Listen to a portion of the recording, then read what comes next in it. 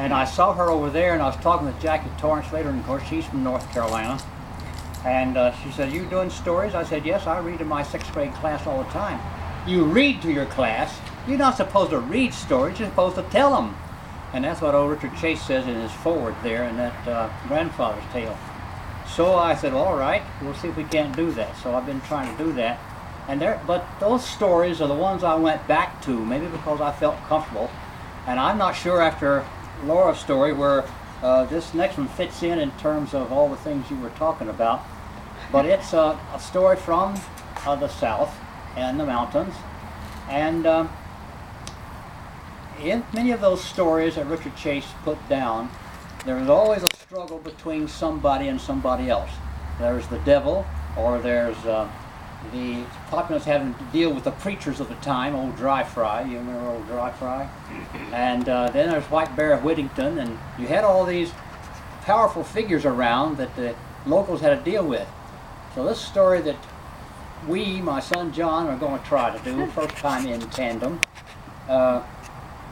is from Richard Chase's book, and it's called How Bobtail Beat the Devil. Now, one time, the devil decided he wanted to try to do some farming, but the climate wasn't too good for it down where he lived at, so he decided to come up here and see what he could find. So he came up here, and he's walking down the street, and the first man he met was Bobtail. Now, if the devil had known how hard Bobtail was to beat in a trade, he might have waited till the next feller come along.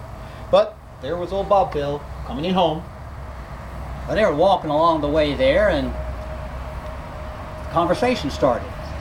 Live around here? Uh-huh. You a farmer? Uh-huh. I am. I've been thinking about going into farming myself. You say you have. Looking for me a partner. You are? How would you like to do some sharecropping with me? I might. Now, Bobtail had noticed how the man had his hat pulled way down over his brow, and he noticed 2 little bumps sticking up on the felt there. And he noticed how it didn't look like he had much of a foot down at the bottom there. All of the foot was all in the ankle, nothing in the toe of the shoe. Good for you. Yeah, and so he began to have some suspicions about this mister he was talking with. And so he said, "Well, what share of the crop would you like, mister?" Why, I don't rightly know. What do you mean? Well, do you like what grows below ground and what grows above ground? Why, I always take what grows above ground. So Bobtail and the devil put in their crop, and when it got ripe, he decided to bring it in, and the devil went on down there, and he cut off all the tops of those plants, and he stacked them up real careful in the corner. And then Bobtail got his bull-tongue plow and his grabbler, and he went down and plowed up all the potatoes and got them up and put them in bushel baskets and piled them over and put them over in his cellar for storekeeping. Well, the devil, he put some of the load of that crop in some baskets, and he took them on into town and asked around about potato tops. Didn't take him long to find out he'd been cheated. So he went on back and he says, "Bobtail, next time I'm to take what grows below the ground." Well, Bobtail says, "All right." So next season, devil come around, and they got to going and putting in their garden. And the devil was plowing and harrowing and planting and chopping, made the old devil sweat. Made him sweat real hard. And so they got their crop in, and they decided they were ready to be reaped. And so Bobtail came and says, "Mister, I'll cut the tops off the plants this time, clear it off for you nice and clean." So he went down and he cut all the corn stalks down and stacked them in the field over in the orchard. And they tell me that old devil, he went out there and he dug up every one of those corn roots, washed a few of them off, put them in a bushel basket, carried them on into town. Well, he came back and said, "Bobtail, why don't you and me try some other kind of farming?" Well, Bobtail thought about that a little bit. He says, "Well, how about pigs?" Well, that sounds all right. So they went out and they found some brood sows, and pretty soon those big sows had all kind of shoats and run around all over the place around there, and they kept feeding them corn. The devil had to buy his. And pretty soon they got to be about the right big size, of like 1,900 pounds, like the kind of pigs I grew when I lived down in Asheville, North Carolina. Yeah. Well, then the devil said, "Bobtail, isn't it about time we started to figure out how to divide up these pigs?" "Yes," said Bobtail. "Can you count?" "No, I can't count." "Can't you count?" No, I can't count. I never was very good at figures. Well, how in the nation are we going to divide up these pigs if we can't count? Well, this is where he scratched his head a little bit, you know.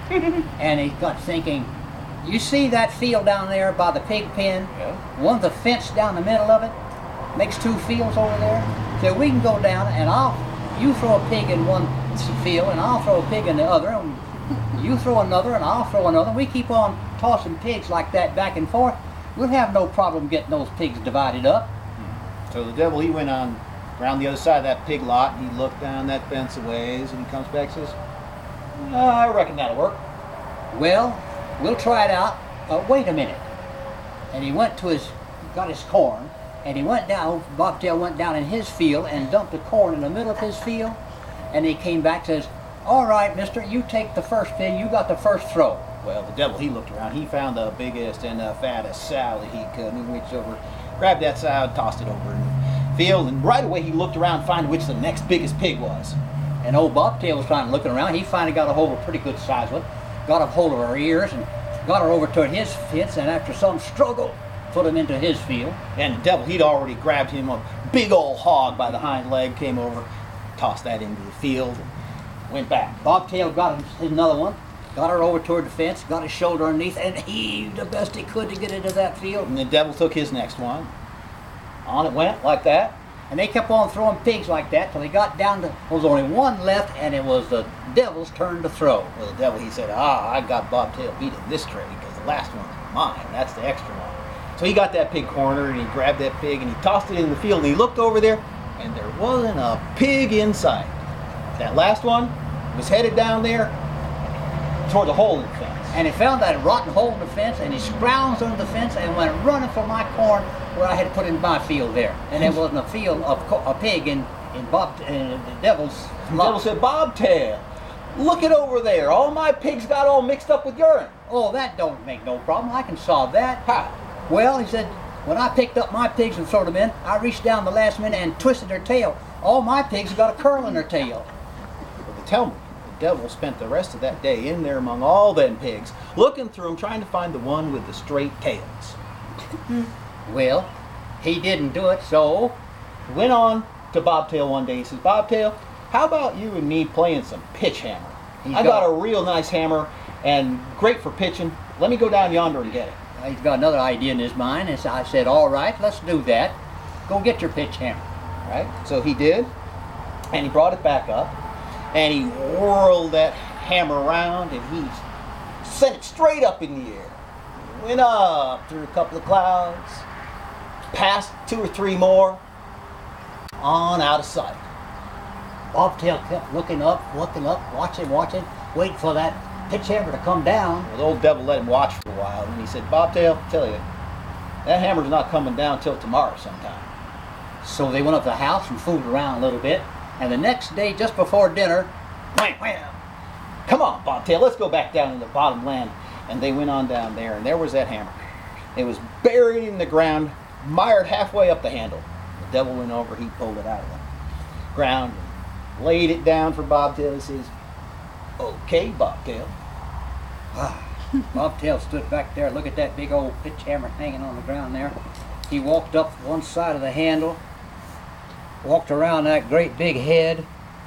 Here he come walking down the other side of the handle. The devil standing there just a grinning. And Bobtail kind of stooped down like he was going to grab a hold of that handle. And then he stopped and he put his hands up to his mouth and said, hey, St. Peter, open the gate and stand back to the side. Gabriel, you get over the other side. Tell all them little angels up there to go sit over by the throne. I don't want none of them to get hurt. And then he reached down like he's going to grab hold of that. Hold on there, Bobtail. I didn't know he was getting ready to throw my hammer that high. Why, if he was to pitch it up into that place, I would never get it back. I'll just give me my hammer and I'll go on out of here. So old devil took his hammer and he left that place. And he's never seen back in that county again. And that's the story of how Bobtail Beat the devil.